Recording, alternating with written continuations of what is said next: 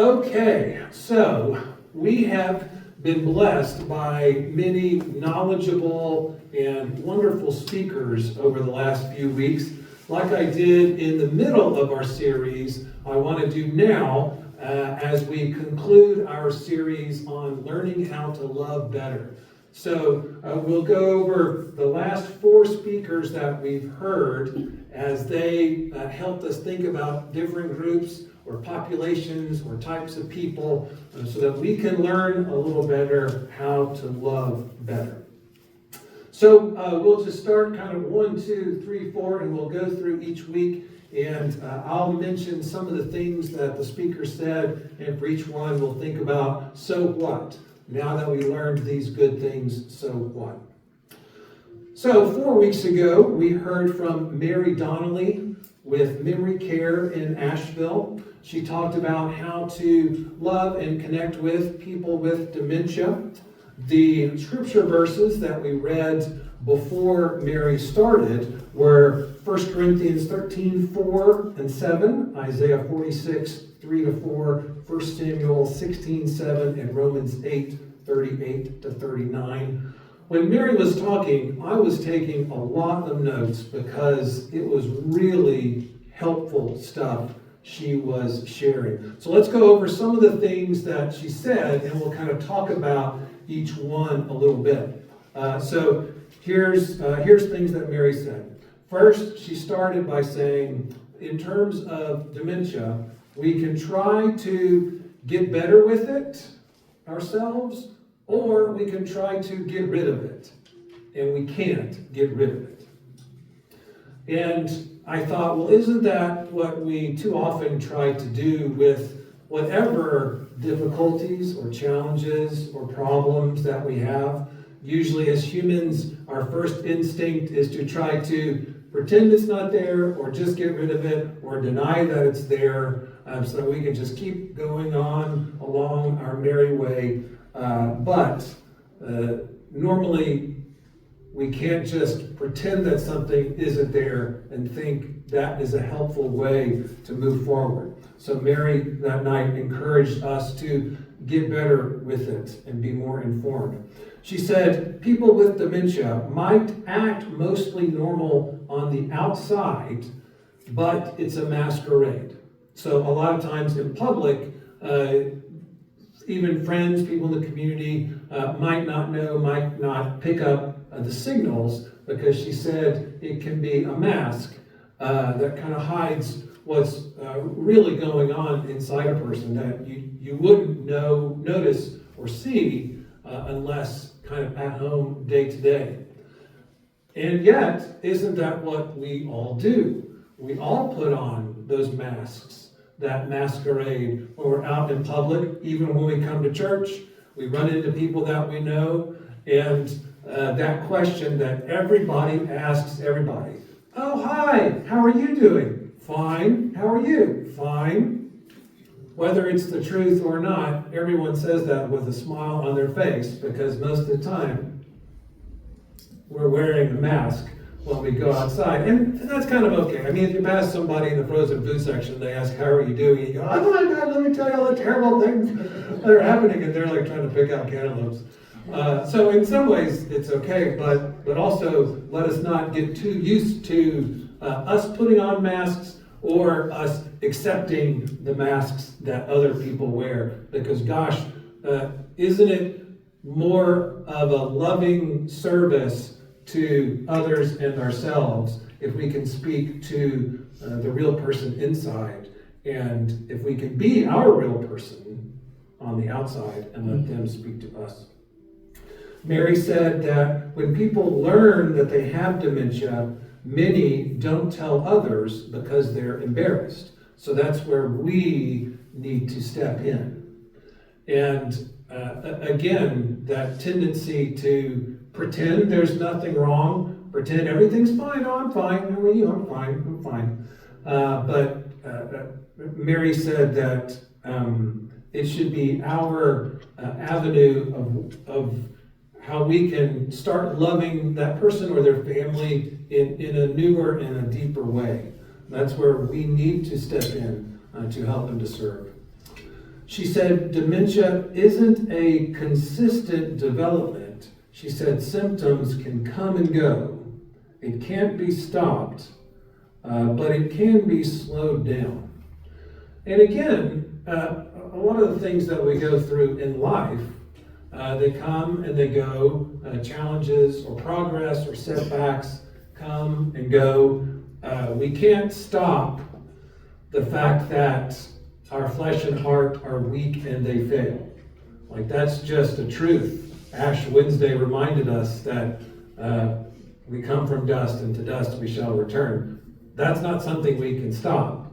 But we can, through healthy choices, loving, living in a way that is loving, we can slow down the death that will take us, and in a way that kind of honors our fragility.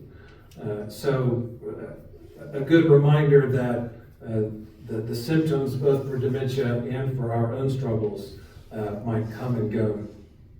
She said, for folks with dementia, emotions are driving the train of their mood and personality.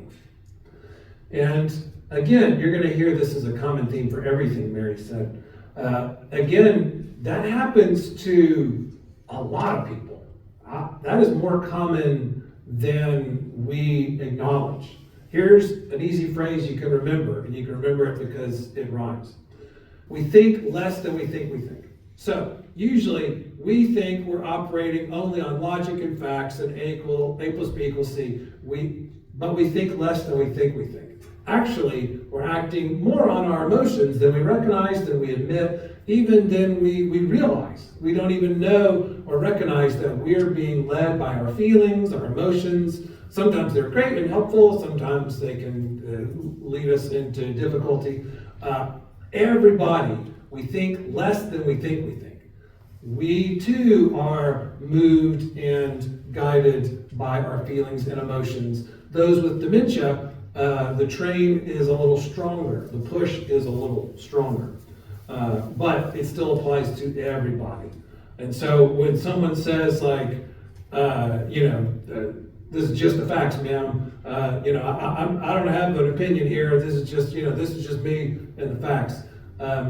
Never think that, never assume emotions aren't there, because we all have feelings. We're all made with a heart, and God gave us emotions and feelings. So usually if someone says that they are emotionless, or they don't have any feelings one way or the other, these are just the facts. Usually that's a cover for them kind of expressing what they would prefer or what they would want. And we often don't even know that we're covering for our own feelings. We think we're just being very rational all the time. No, I'm not emotional, I'm rational all the time. But we think less than we think we think. Mary said that in terms of language comprehension, folks with dementia miss about a quarter of the words that are spoken, and it's hard for them to come up with the words that they want to say. So it's an interesting challenge for us if we are wanting to communicate something to someone with dementia. As you know, I'm a real kind of word-focused kind of person, so I can just like kill someone, drown them with words. But maybe that's not the most helpful way to communicate. And so we have to decide what is our goal, our objective, our hope in speaking to this person. Is it for me just to say these things that I want to say? Or is my hope that they will hear and receive and listen to whatever I'm trying to communicate? And once again, that is a principle that applies to everything that we say to anybody. I think even a lot of preachers are kind of guilty of, a lot of times they speak and communicate just because they want to say things, or think of people on social media. They just want to blurt things out. But we need to stop and say, what's my hope? What's my goal? Is that people will hear it, that they'll receive it, that it will land in them.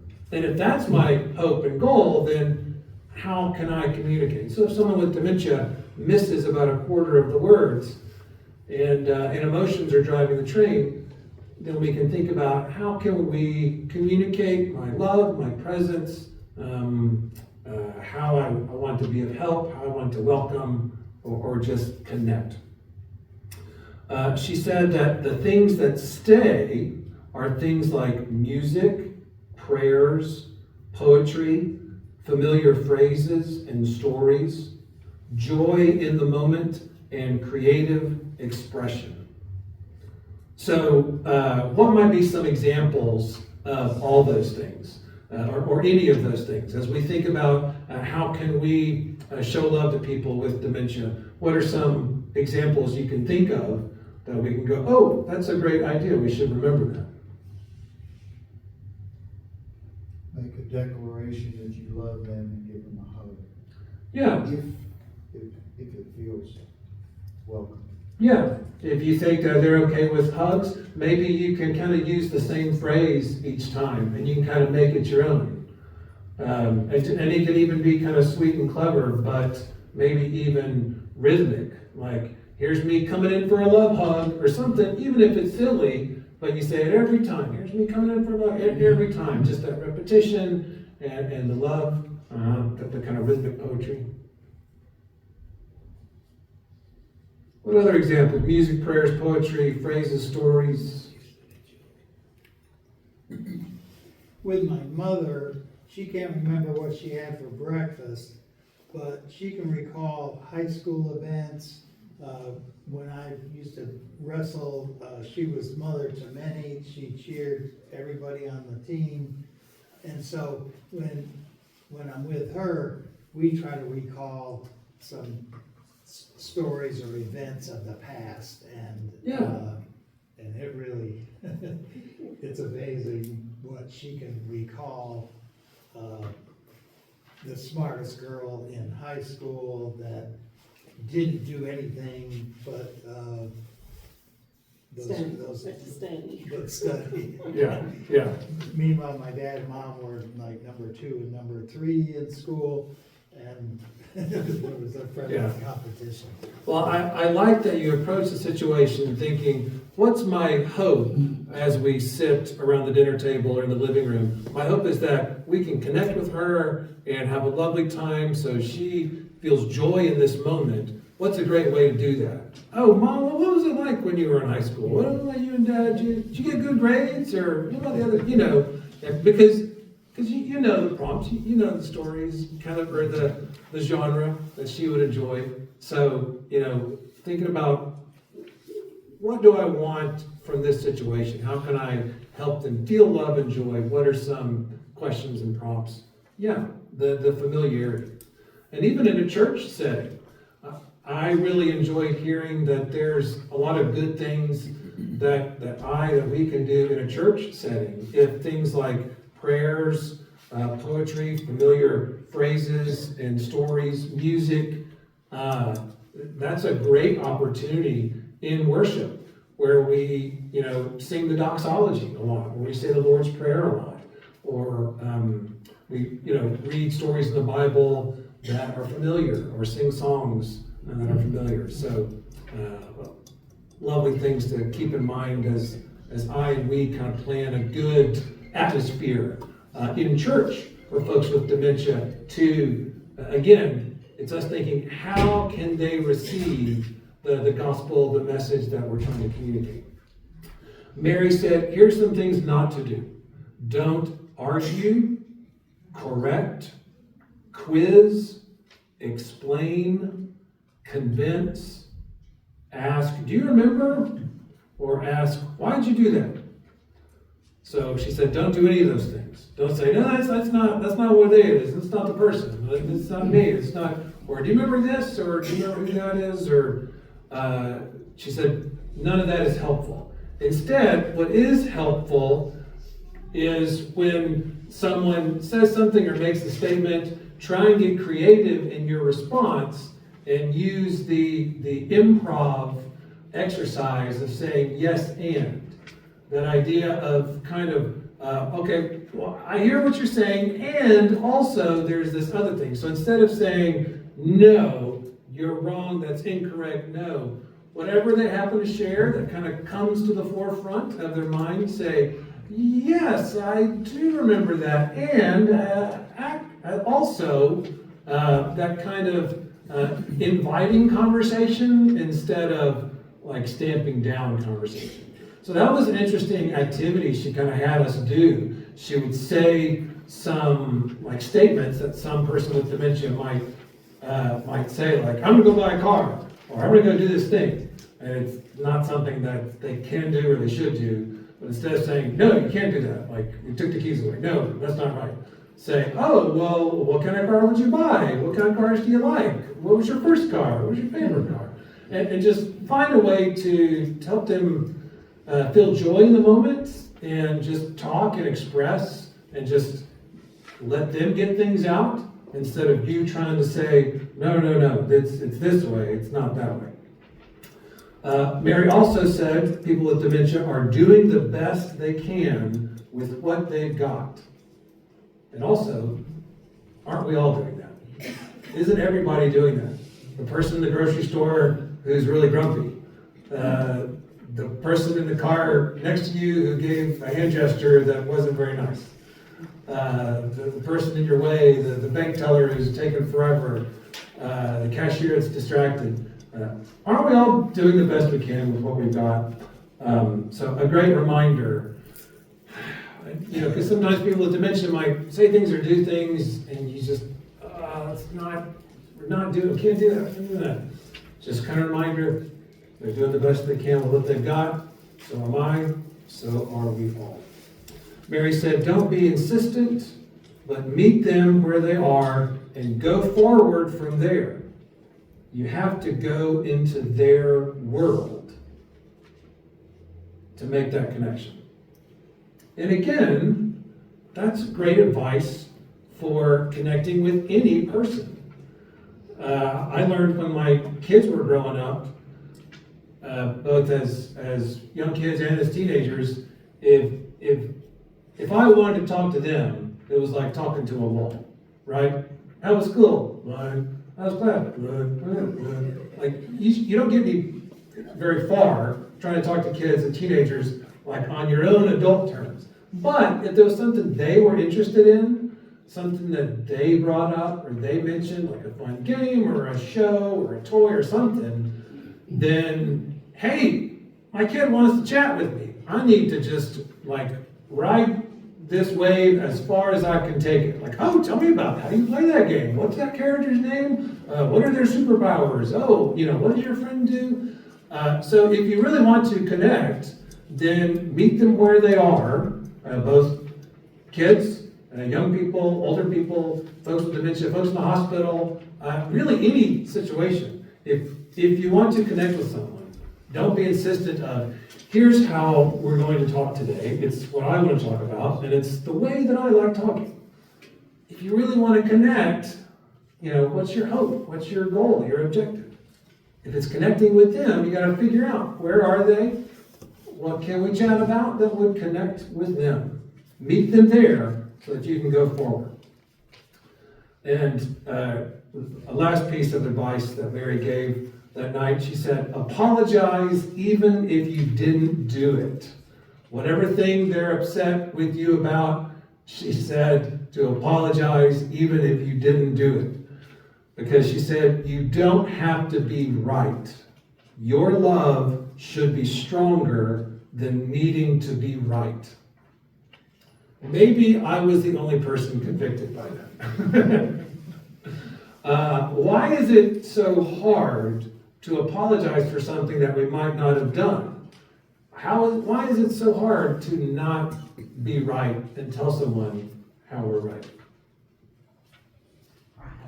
Pride, yeah, because we know we're right. And it took me a few decades being married to kind of realize that truth. Like, what's my goal here? What's important? It's living together happily with my spouse. And if me saying, well, actually, that's not correct, sweetie, it was actually like this. if that's going to lower the level of happiness, maybe it doesn't matter. Maybe I can just know inside myself that I'm right all the time, and that can comfort me when I lay down and go to sleep. But what's my goal and objective? If it's to connect with my wife, share life with her in a good way, then me all the time telling her if and when she's wrong and that I'm right or correcting, it's just not going to be good days, right?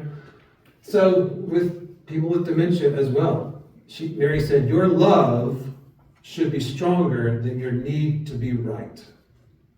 That's tough. That's tough in our world today. Talking with anybody, the neighbors, family members. Jesus told us to love our neighbor. And so our love for our neighbor should be stronger than our need to be right. And that's hard.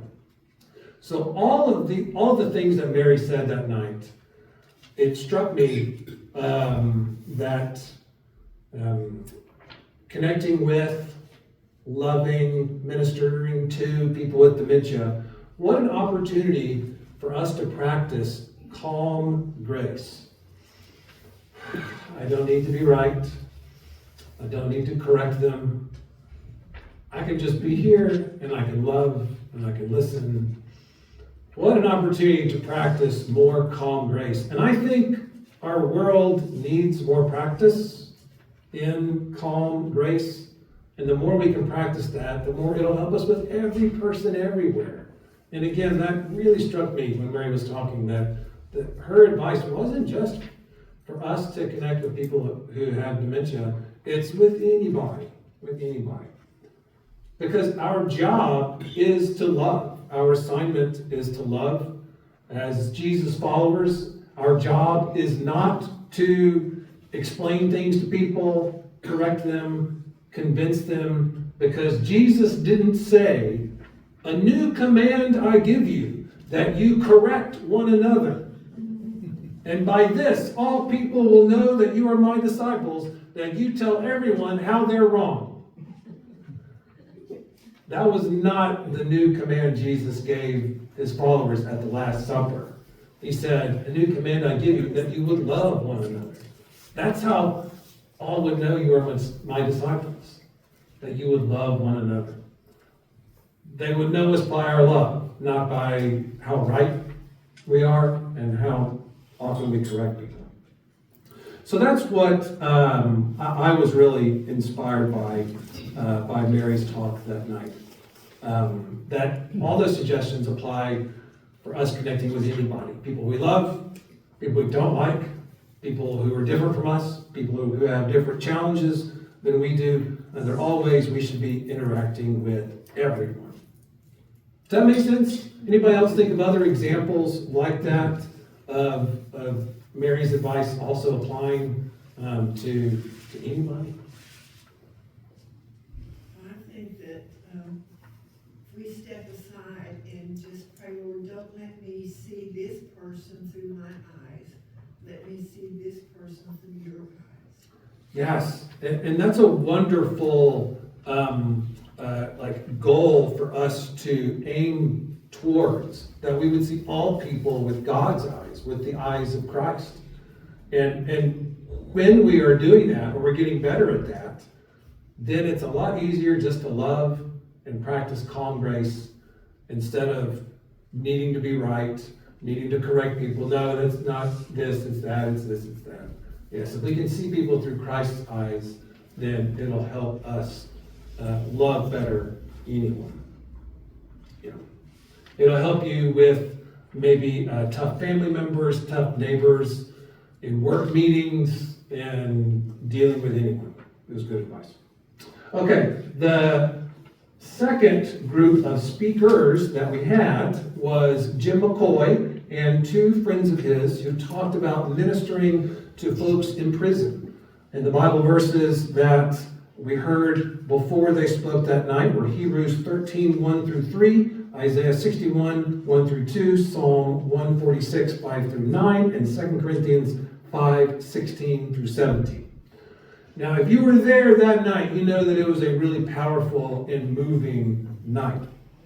First, we heard from Jim, and he told us that there are extra staff shortages in prisons, which means there are fewer opportunities for ministries to happen, extra activities to happen, especially things to happen at night, like the worship services our church used to participate in. And Jim said that the correction officers' suicide rates are 39% higher than the average, which was startling.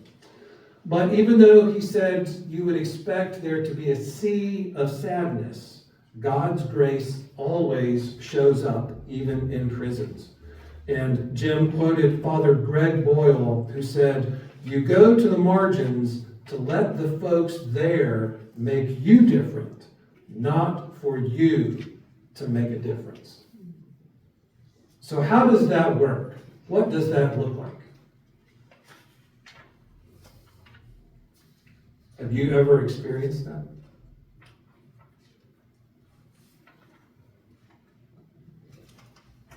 Does it work like that? Is that true? Absolutely. I had the opportunity to do some foreign missionary work, mostly humanitarian based, and initially I thought I would go help somebody, but you get there and you maybe a little drop in a big bucket of something gets done there, but it's mostly what happens to me and to those in the community, just as you just folks that have nothing, that are so generous and so loving. So it absolutely happens that way. Yes. And that's what someone who's been on a mission trip always says, or should say if they were paying attention when they were on the mission trip. Whether it's overseas or to another state for a week or for a weekend, I've heard it so many times. I went over there thinking I was the one doing the help, but I came back and I was the one who was blessed. And we heard that truth in all of the folks' remarks that night about prison ministry. The first friend who spoke was named Philly, and he said, in prison ministry, it's some of the sweetest people in the world who do it, because they could be anywhere, but they kept coming back to be with us. And he also said, in prison, I wanted to hear from people and learn how they think. That's how I got to know about God, by listening. I learned there are things we think that we can't handle, like, how am I ever going to do this? But with faith and hope, you can get through, because you know the Lord is with you. Is that wisdom that could inspire us as well? I think it's fair to say that a long stretch in prison is a challenge that none of us has ever or will ever face. But hearing him say that with faith and hope you can get through things you don't think you can, because you know the Lord is with you. And if that applies to a prison sentence, then that certainly applies to whatever we are going through. The second friend who spoke that night was Damon, and his testimony was incredible. He said when he got out of prison, he went back to help lead a Bible study, and much like the quote I read a minute ago, he said that's when he was changed. He said, the hunger that those men had to hear the word of God, I'm still not where they're at.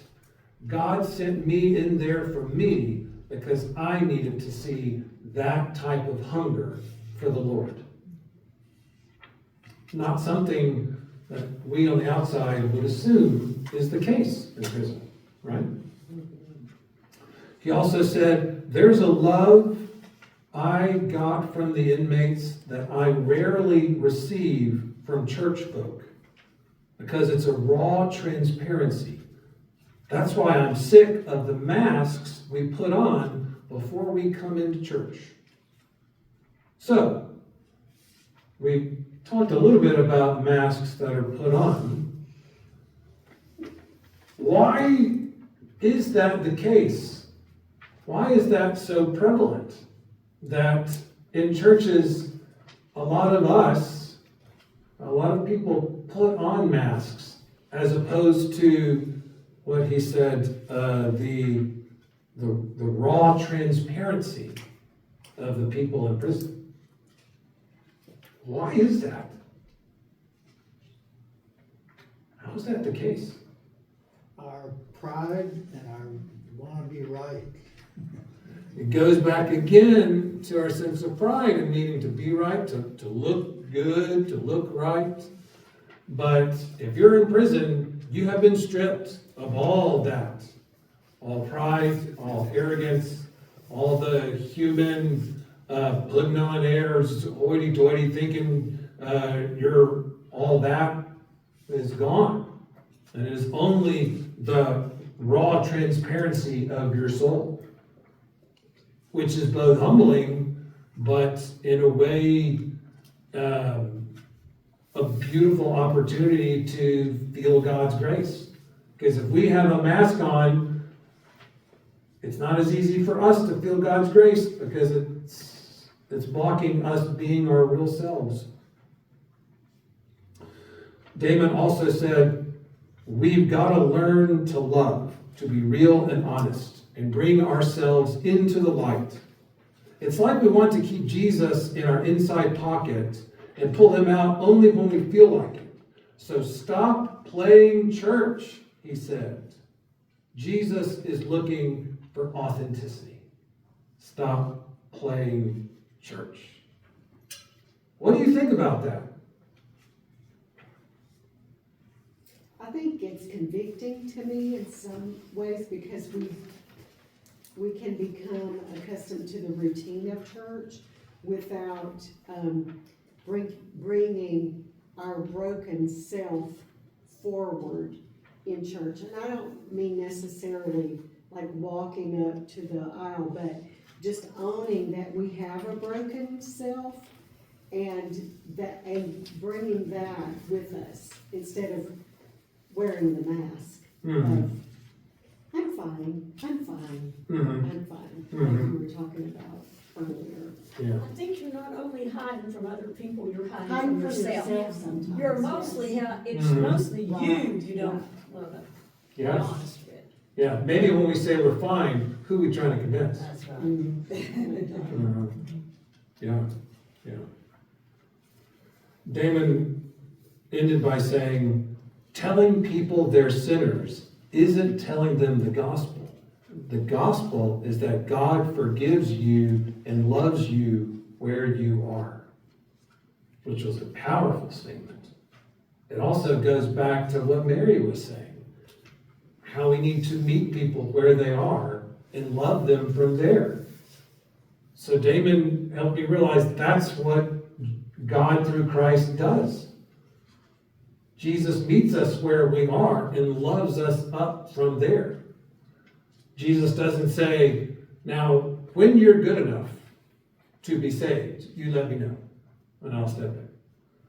But God's grace is so amazing that whatever we are, wherever we are, God's love can meet us there and love us up into the imitation of Christ.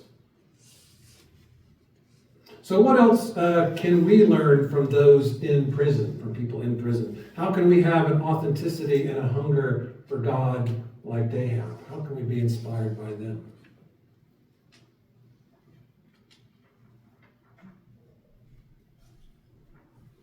It's hard.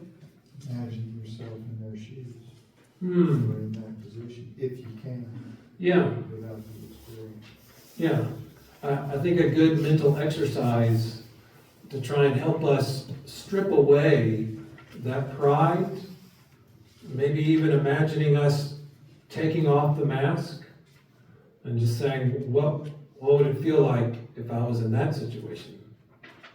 And then get out of your car here in the parking lot and walk inside the church. Or just kind of envision yourself taking off a mask. How scary that might feel. Uh-oh, this is my true ugly self. I can't just walk in, everybody will see how weird and ugly I am. Everybody looks so nice in church, everybody's got their act together, right? Only people that have their act together go to church. Yeah, Bill. I remember a Sunday school lesson we had with senior boys, senior high school boys.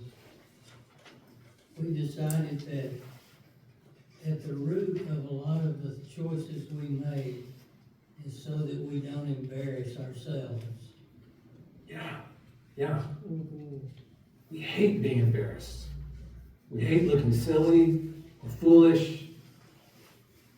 We hate even the thought of people looking at us and knowing we messed up. That's why we have to be right. We can never admit that we got it wrong. We can never admit, I made a mistake, I shouldn't have done that. We don't want to be embarrassed. Yeah, that's just it. That's just at its core. So we come in and we put this happy shiny mask on. Are you fine? Are you fine? But what good is that? You can get that going to the grocery store or the community center. The church isn't just a grocery store or an activity center. It's where the real grace of Christ should land in our real souls and not bounce off our masks. And sometimes if we're always fine or appear to be fine, then somebody who's really not fine isn't gonna speak their truth to us. Yeah, Because they're like, oh, well, maybe I'm the only one Yeah. who's not fine. yeah, And so I think that, being able to be honest about our own stuff,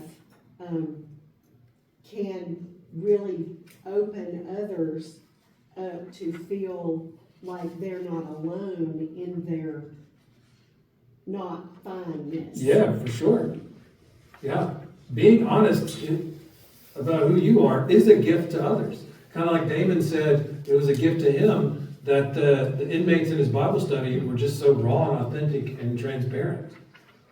Because the opposite, pretending that we've all got our acts together, it doesn't help anybody, and in fact, it makes everybody else feel like they have to wear a bigger mask so that they don't feel embarrassed. You know? And I think a lot of it too has to do with our upbringing, because we were always told, chin up, don't ask for help, you can do it, get out there, and let the world know that you're tough. Yeah, yeah, But then the scripture says, humble yourselves before God. yes, yes, yes. That is beautiful and true, and it's a lot of what we heard 2 weeks ago from Leah Madamba, who is a licensed mental health counselor with All Souls Counseling. She was talking about that stuff right there. Before she spoke, we read Psalm 88, 1 through 3, and 13 through 18, Psalm 94, 18 to 19, and Matthew 26, 36 to 38.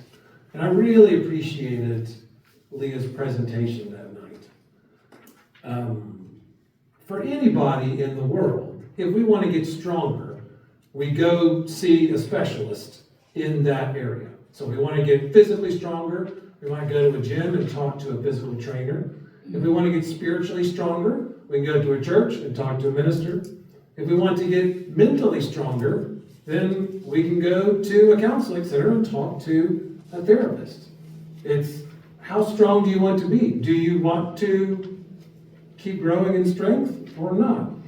And it's just a gift to get stuff off your chest.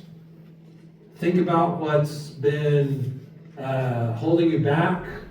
Think about the baggage, the stress you're carrying, and to have someone just listen to you without any agenda other than, I'm here for you, is just a really nice feeling. And fortunately, most health insurances now have some coverage for talking to a mental health counselor, like a copay or something that's pretty reasonable, so it's not as expensive as it used to be.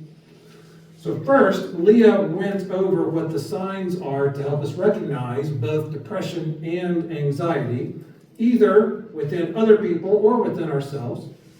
For depression, she said the signs include persistent sadness and emptiness, hopelessness, irritability, loss of interest in things, low energy, withdrawal from people, and difficulty concentrating. it can look on the outside like anger or laziness, or they don't care, but it's actually a deeper exhaustion and pain that has led to depression. For anxiety, she said the signs include persistent dread, racing thoughts, being on edge, tight chest, stomach aches, trouble sleeping, avoiding things, perfectionism, irritability, and difficulty making decisions. On the outside, it can look like someone is overreacting, but it's really our nervous system being stuck in overdrive. So here is how we can be helpful, Leah said. First, recognize that there's no quick fix, there's no magic wand sentence you can say to make someone magically feel better or to magically take away their struggles, but we can support them every step of the way. And when we show compassion, when they feel comfortable sharing and being honest, and we meet them with love and compassion where they are, then it takes away that embarrassment, it takes away that shame, and it starts to strengthen them. Because they're being honest, and we're being encouraging and supportive, and then they are being strengthened. So, here are tips that Leah said. Listen more than you talk. You can say, I'm glad you told me that. Thank you for sharing. Validate them by saying, that sounds really hard. Ask them, how can I support you right now? Stay connected, even if it's little check-ins, like a little note, a little call, a little something, check-ins, so that they know someone who cares about them is thinking about them. Leah said, don't minimize what they're feeling and say, oh, everybody feels that way. It doesn't help them feel better to say that. Don't compare what they're feeling and say, hey, other people have it worse than you. Okay? Now, it's true. I know there are starving kids in Africa, and comparatively, whatever we're going through is not as bad. However, saying that doesn't help them feel better. It just makes them feel more maybe embarrassed for sharing anything with you at all. And so they'll learn their lesson next time. Leah said, don't give any quick fixes or give advice too soon. But again, just listen more than you talk. And don't suggest that their problem comes from a lack of faith or a lack of effort on their part. That'll just make them feel more hopeless. And again, those are great tips for talking to anybody at any time about anything. So ask yourself, do you really want to help someone feel better and comfort them? If yes, don't say things that will make them feel worse. I mean, that should make sense, right? So those things that Leah said. Don't say things that'll make them feel worse. If you want them to feel better, don't say things that'll make them feel worse. And for some reason, I've noticed that Christians are not good at that.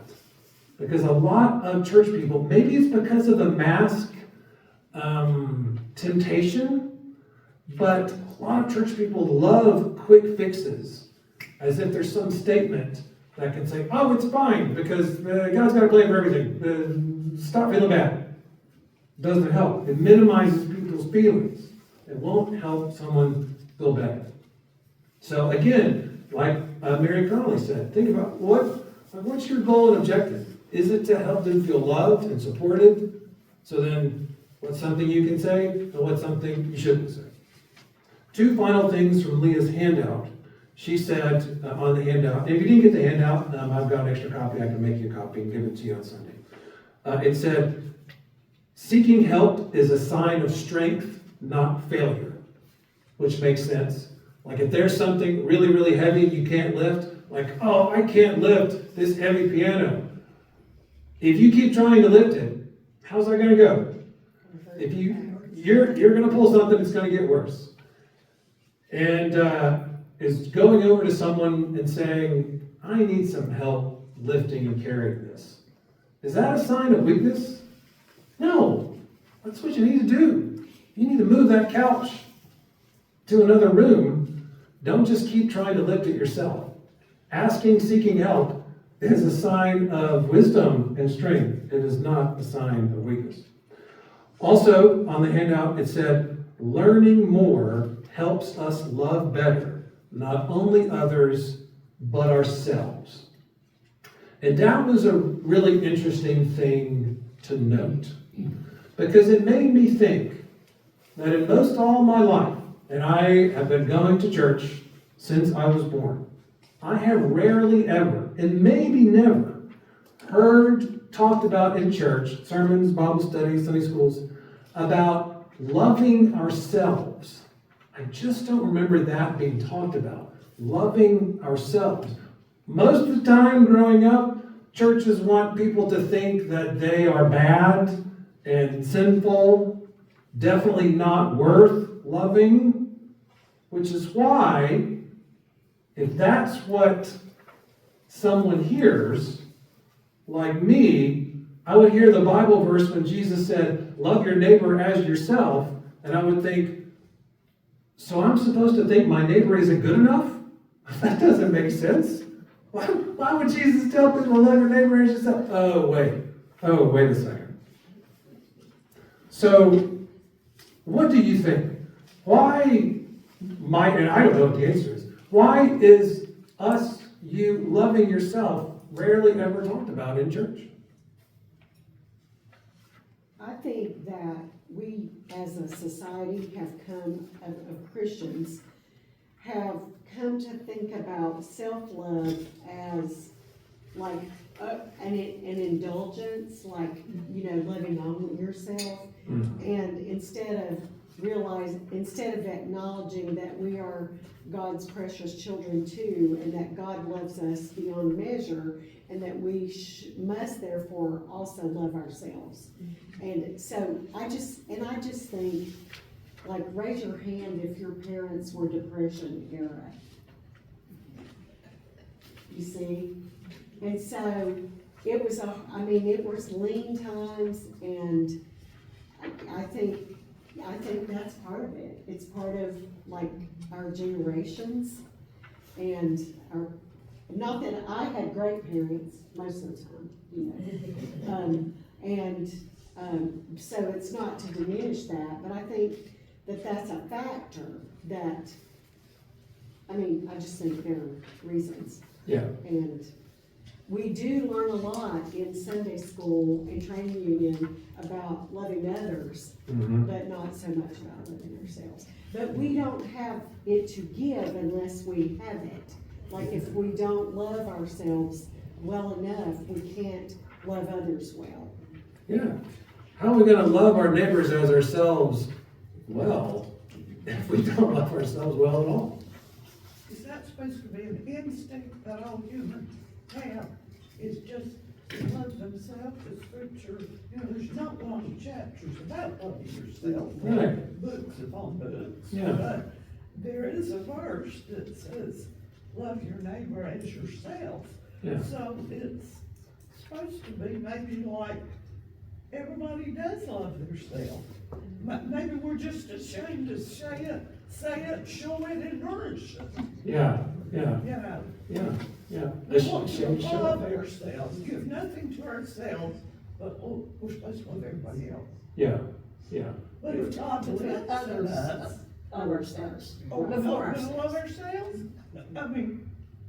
Yeah. That's sort of strange. Yeah. So here's something to remember. There's nobody in this room that God didn't make. God made all of y'all. But here's another truth. God don't make no joke. That's in the Bible somewhere. I don't remember where it is. But all of you, you're beautifully and wonderfully made, because we were all made by God. And maybe we need to do a little better job recognizing it. And I'm just talking about myself. My pastor tells me that we're the light of the world. Wow. Yes. Wow. It's smart. That's great. Why would we not love ourselves? Yeah. That's worth pondering. Why would we not? What's keeping us? What's keeping us from loving ourselves? And a lot of times the Yeah. You know, we can forgive someone else, and we can ask God to forgive us, but then we don't forgive ourselves. Yeah. We keep Yeah. thinking about what we did wrong. Yeah. Therefore, we don't like ourselves. And if we don't like ourselves, we're probably not gonna love ourselves. Yeah. Yeah. I think you're exactly right. Yeah. Martha. I think in some ways we've kind of reduced it to loving yourself as pampering yourself, a spa day, Mhm. a girls' weekend or something like that. Lavish. Rather than really, learning to set our own boundaries, learning what we are capable of and what we would be capable of if we would rely on God. And so we've made it just kind of superficial and commercial rather than, you know. And Mhm. so we don't find the balance between being told you're sinful and all that kind of thing. Don't be prideful and know yourself and know who you are as God's child. Mhm. Yeah. And it's hard because it changes over time. Things can happen that we don't forgive ourselves for, and things can come up that are really challenging, and we wonder why we didn't rely on God more for it and that kind of thing. And I think it's, a lot of times we see it as, okay, I got that one figured out, and I'm moving on to the next one, rather than we need to keep looking at the situation and seeing where we are on our journey in faith. Yeah. Seeing where we are on our journey of faith. Yeah. Well, maybe the people, this series has been about how we can learn to love other people better. Maybe the people we need to learn how to love better first is ourselves, so that then we can do a better job of loving our neighbor. That's something to think about. Lastly, our speaker last week was Chaplain Lieutenant Colonel Liz Harris Lampkin, who talked about ministering to those in military service. We read some good verses before she spoke as well. And one of the first things that Liz said was, whatever uniform or clothes you wear, grief and distress come from the same place. Chaplains are invited to the places where pain and woundedness have occurred. It's a privilege. So that connects to that raw transparency, even of those in prison, when kind of the facade has been stripped away, those places where pain and woundedness have occurred, where a military chaplain can be in such a holy spot, whether it's physically holy, like the hospital on an air base, or spiritually holy, like in talking to someone about the pain and the trauma, to get through that mask and connect with someone's authentic spirit. She said, where brokenness happens is the opportunity for redemption and transformation. Where brokenness happens is the opportunity for redemption and transformation. If we always keep a mask on, then that brokenness can never be touched or transformed. And Liz said, pain doesn't get fixed, but it can be changed. It can be transformed. However, pain that is not transformed will be transmitted, and we will continue it because we're not willing to be healed. And I think not willing to be healed goes back to a lot of the things that we've been saying. That embarrassment, that shame, thinking we're not good enough, we don't deserve healing. We got to keep that to ourselves. We got to keep this mask up. So we keep all that woundedness and brokenness inside us, and